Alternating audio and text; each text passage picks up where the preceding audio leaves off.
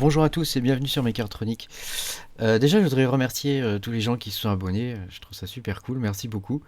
Ça fait chaud au cœur de voir que même moi qui suis débutant, bah bon, bah voilà, on arrive quand même à discuter de pas mal de choses, voilà. Et donc aujourd'hui, je voudrais vous montrer un peu les évolutions de PSCA Plotter parce que c'est ce que j'utilise pour plotter. Et, euh, et aussi, je voudrais vous montrer comment on peut le lier à Mad Max et comment on peut utiliser Mad Max de façon très très simple en fait, hein. Donc, euh, donc voilà, alors j'avais fait déjà une première vidéo où j'ai expliqué comment installer PS chez Applotter. Donc c'est pas très compliqué, hein. Je vais le réexpliquer là vite fait, mais sinon je vous renvoie quand même à ma première vidéo sur le sujet. Donc grosso modo, il faut ouvrir une fenêtre de PowerShell. Donc pour ouvrir une fenêtre de PowerShell, c'est pas compliqué, hein. On tape Power ici, on a ça qui s'affiche pour Windows PowerShell, on fait exécuter en tant qu'administrateur. Voilà. Et donc là, il y a le truc qui pop, on dit oui, voilà, et hop, on est dans la fenêtre de PowerShell. Donc après, c'est du copier-coller de ligne, hein, donc on copie cette ligne, toc, on la colle, et ça c'est pour installer déjà le logiciel. Et pour le mettre à jour, hein, si vous l'avez déjà installé mais qu'il n'est pas à jour, on copie-colle cette ligne update module. Voilà. Et puis quand on fait l'installation, il ne faut pas oublier de changer les comment ça s'appelle les policiers, je sais pas comment on dit en français. Je cherche le mot mais je le trouve pas. Les règles d'exécution des logiciels qui sont écrits via PowerShell. Voilà. Donc bon, je vous renvoie quand même à ma vidéo hein, que j'avais faite sur le sujet. Euh, donc pour le coup, quand on veut lancer PHP Plotter, après, hein, c'est très simple, hein. On tape show tiré. Non, c'est pas celui-là. Hop, c'est pas celui-là. Il suffit de faire tab hein, pour voir. Voilà. Show PHP Plotter. Voilà. Et on fait entrer et ça le lance. Donc ça vous lance cette interface-là. Qui est derrière et après vous pouvez fermer la fenêtre de shell. Alors je vous déconseille de le lancer en tant qu'administrateur, hein, vous le lancez tout simplement en normal, hein, vous faites pas exécuter en tant qu'administrateur, hein, vous le lancez juste comme ça en PowerShell. Alors le logiciel, bon j'avais déjà expliqué plus ou moins comment il se présentait, mais enfin il a quand même relativement changé. Euh, Ici on crée les jobs, donc dans la première fenêtre, hein, ici on crée les jobs. Dans la deuxième fenêtre on voit ce qui est en train de se passer. En termes de job, de travaux hein, qu'on a lancés. Dans la troisième fenêtre, ici, enfin dans la troisième zone de cette fenêtre, on voit ce qui est en cours. Donc là, par exemple, j'en ai trois. Hein. J'en ai un qui est en phase 3, un qui est en phase 2 et un qui est en phase 1. Sachant que vous allez voir, il y a des trucs qui sont pas mal, qui permettent Il y a une option qui est assez sympa, enfin je vais y revenir après, où on peut choisir de ne lancer qu'un seul plot par phase. En tout cas sur la phase 1. Voilà. Ici, en bas, on peut consulter les logs. Donc, on peut choisir les logs soit erreur, tout ce qui est attention, warning, et puis les logs d'infos. Hein, voilà. Donc, si on fait open log, voilà, il nous dit bah, moi j'en ai pas. Voilà, bah j'en ai pas non plus là. Voilà, j'en ai pas encore, mais ça arrive là. Et voilà, en haut, on a quand même deux onglets. Hein, donc, on a l'onglet stats ici et on a l'onglet de gestion des jobs. Donc dans l'onglet statistiques, vous retrouverez toutes les stats qui sont extraites des logs. Donc ça peut être intéressant à consulter, sachant que bah, l'intérêt de ce logiciel, c'est quand même il fait tout un petit peu tout seul pour vous, quoi. Il faut juste savoir bien configurer les jobs et après pour le reste, c'est vraiment facile. Alors, pour créer un nouveau job, c'est relativement simple. On va dans New Job ici. Donc on a cette fenêtre qui s'ouvre. Alors déjà, il faut donner un nom à son job, parce que vous pouvez le sauvegarder. Vous voyez, moi j'en ai un qui est sauvegardé ici. Donc je sais pas, celui-ci on va l'appeler démo vidéo par exemple.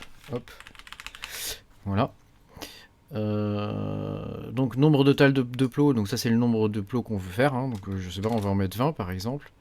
Nombre de plots en parallèle. Alors là, pour connaître ces informations-là, c'est assez simple. Moi j'utilise un petit site web. Alors je sais plus où je l'ai mis. Non, c'est pas celui-là. C'est pas celui-ci. Alors attendez, je vais vous le trouver. Tac.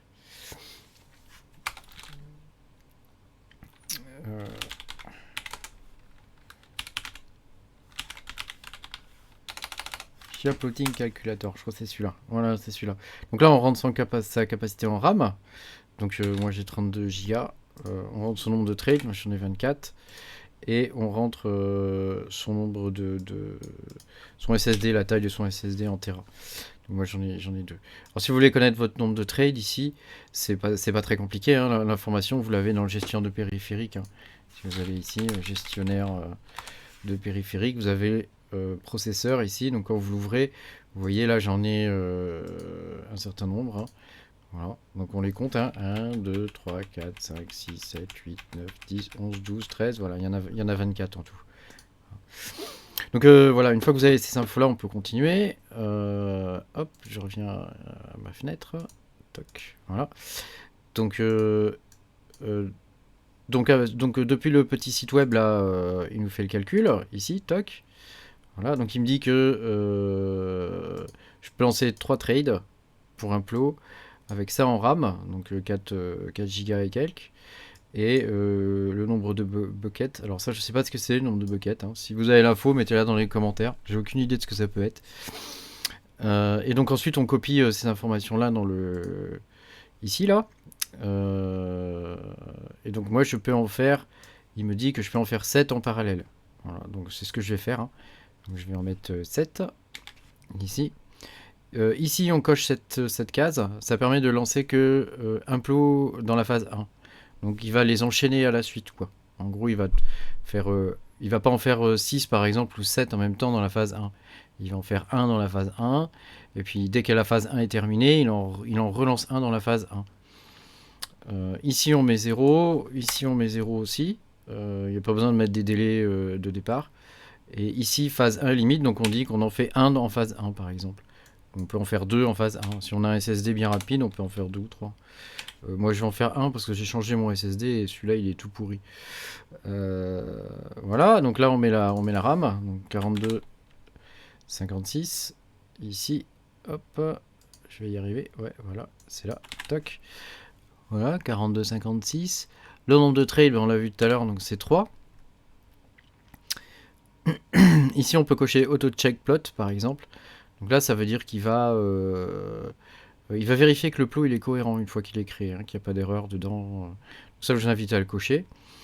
Alors ici, au niveau des... Là, on rentre dans la gestion des disques. Donc il nous faut d'abord ajouter un disque temporaire. Donc moi, j'ai un petit SSD de 2 Tera en SATA. Donc il est vraiment lent hein, comparé à mon SSD en PCI Express. Voilà, c'est celui-là. Toc, c'est le D. Donc on le choisit, après on clique sur Add. Voilà, donc là il est mis. Et après, là où on veut le poser, donc le disque de destination. Donc je vais choisir celui-là, le E. Et après on clique sur Add. Donc là, vous voyez, c'est sympa parce qu'on voit combien de plots on peut encore mettre dedans. Donc là, je vois que je peux mettre encore 82 plots. Donc je fais Add, comme ça. Ici, on a les logs, hein, donc ça on touche pas. Et ensuite ici, si vous voulez rejoindre un pool, ce que je vous invite à faire, hein, il faut saisir des informations. Donc déjà, il faut cocher cette case, pool contract address. Et pour la trouver, c'est assez simple. Vous allez dans Chia Blockchain, donc dans le logiciel Chia. Vous allez dans la section pool, ici. Et ici, là, quand vous êtes dans la petite zone, là, vous avez ici l'adresse de contrat. Voilà. Donc là, on copie ça. Toc. On retourne dans notre machin, on colle ici et voilà. Donc ça c'est l'adresse du contrat.